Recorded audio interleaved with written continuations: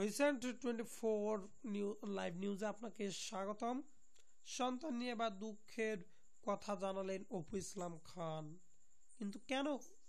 কখনো কখনো মনে হয়েছে আমি যদি না থাকি আমার সন্তানটাও যেন না থাকে, কারণ আমার শ্বশুর বাড়ির লোকজন কখনো চাননি আমার সন্তান এই পৃথিবীতে আসুক, বলেছিলেন দেশীয় ছবির জনপ্রিয় নায়িকা অপু বিশ্বাস, অপু ইসলাম খান ওরফে অপু ইসলাম খান।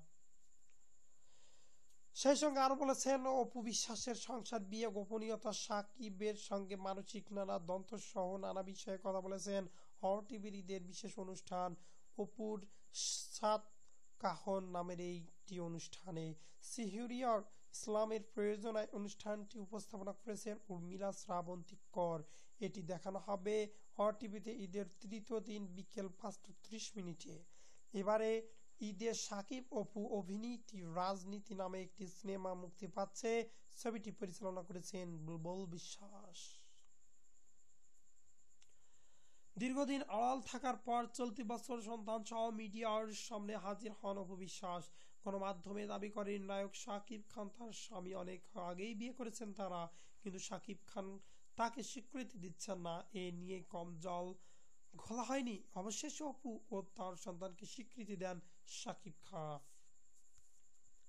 তো এটি আমরা সবাই জানি, তাই এই ধরনের আপডেট নিউজগুলো প্রতি সেকেন্ড, প্রতি ঘন্টার, প্রতি মিনিটের ভাইরাল হট ভিডিও নিউজগুলো পেতে আমাদের চ্যানেলটির সঙ্গে থাকুন এবং রিসেন্ট 24 লাইভ নিউজের চ্যানেলটির সঙ্গে থাকুন। এবং আমাদের চ্যানেলটির সঙ্গে থাকতে হলে আপনাকে অবশ্যই আমাদের চ্যানেলটি সাবস্ক্রাইব করতে হবে, তবেই আপনি আমাদের ভিডিওগুলো দেখতে পাবেন। তো সবাইকে ধন্যবাদ, ভালো থাকবেন এবং সেই সঙ্গে পরবর্তী ভিডিও নিউজ দেখার জন্য আমন্ত্রণ রইল। আল্লাহ হাফেজ।